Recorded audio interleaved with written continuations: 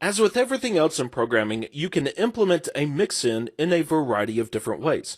For example, the extend function from the previous lesson is an all or nothing mixin. It takes all of the properties of the source object and copies them to the target object if they don't already exist. You might want that functionality a lot of the time, but other times you want a little bit more control. You want to be able to specify a certain amount of methods that you want to copy from one object to another, in which case you would have to have a different implementation of the extend function. Now we're going to leave the extend function alone in this lesson, and instead we are going to create a new function called mixin. And like the extend function, it's going to allow us to specify a target object and a source object, but it's only going to have one source object, and then we will have a list of methods that we want to copy from the source object to the target object. And I've already created an example for this lesson. It's built upon the concept that I call UI redundancy, because every good UI has some redundancy in it. So I've created a simple little toolbar that has 3 buttons inside of it. Each of these buttons have 2 states. That has an active state and an inactive state. Clicking on these buttons will either activate the button or it will deactivate the button depending upon what state it is in whenever you click on the button. To add some redundancy, I want to have the ability to activate or deactivate the first button in the toolbar by clicking on this link that says toggle active state of item 1. Of course, clicking on this link isn't going to do anything right now because there's no code that binds the 2 parts of the UI together. And we're going to create this so-called relationship by using a mixin. But before we get into that, let's briefly go over some of the HTML as well as the JavaScript code that we are going to use to make this happen. Let's first look at the HTML. The toolbar is made up of a div element with an ID of toolbar, and then the buttons are individual span elements. The link in the document that's supposed to toggle the active state of item 1 has an ID of item state toggle. And then of course we have the references to our 2 script files. Now I'm not going to go over the code inside of toolbar.js, but let's briefly go over some of its API.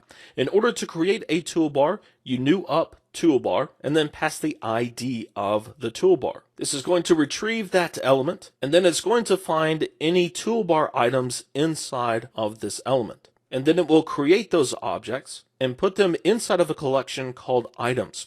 So if we wanted to access the items of our toolbar, we would use our toolbar object followed by the items property. This is an array where we can specify the index. Of course, 0 is the first item, 1 is the second item, and 2 is the third item. Each of these toolbar items have an enabled property, which you could set to true or false, which will of course enable or disable the item. There's also a property called activated, which is also Boolean.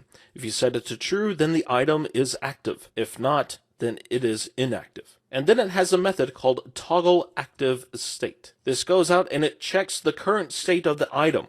And if it is inactive, then it will activate it. If it's active, then it will inactivate. And this is the method that we are going to use with our link with an ID of item state toggle. Let's go ahead and set up the click event handler for our A element. So I'm going to use the toggle object and then add event listener. We want to listen for the click event, and then the event handler is going to get the target, which is the A element, so e.target, and then we want to call the toggle active state method. And then we want to prevent the default behavior of a link. Now, of course, if we try to run this code right now, we're going to get an error because an A element does not have a method called toggle active state. That is going to be the product of our mixin. So let's go ahead and write that function. Call it mixin. We need a target. We also need a source. And then we need our methods. Now the methods are going to be individual parameters for our mixin. So this is really just going to be a placeholder. We're not going to actually use this parameter inside of the function. We need to loop over our parameters. So I'm going to use a for loop. I'm going to initialize the increment variable with the value of 2. Because that is the index starting with the method's parameter. I'll also get the length of the arguments, and I will set that as the variable LL. The condition is going to be II is less than LL, and then we want to increment II. Inside of this loop, we want to get the method name. So let's create a variable called a method, and we will get the method name with arguments of II. And then we simply want to set target of method equals source of method. Now we need to do a little bit more here, but we'll get to that in a minute. Let's go ahead and call Mixin. We want to pass in our toggle object, which is our A element. And the source that we want to use is toolbar.items with an index of 0. And then we want to copy the toggle active state method. So let's go to the browser and let's see this in action, although we're not actually going to see anything in action. First of all, because we have an error, argument is not defined. So that is on line 11, arguments. Let's go back to the browser. Now clicking on the item does activate and inactivate, but whenever we click on the link, it appears that nothing happens. And the reason is pretty simple. Let's first of all go to our toolbar.js file so we can see the code that is supposed to execute. So here we have the toolbar item data type. We set up the prototype here, but then we also add the toggle active state method. Inside of this method, we are using the this keyword followed by the activated property. Now, in the context of a toolbar item object, this refers to that toolbar item object. But whenever we copied the toggle active state method to the A element, the context of this changed from the toolbar item to the A element. And of course, this activated property is meaningless to an A element. So whenever we copy the toggle active state method, we want to preserve the context of this so that it will refer to the toolbar item object. Well, that's easy enough to fix. Whenever we copy a method, we will simply bind it to the source object. So now if we go back to the browser, we will see that clicking on the link is going to toggle the active state of item 1. We can also do the same thing by adding extra items to the toolbar.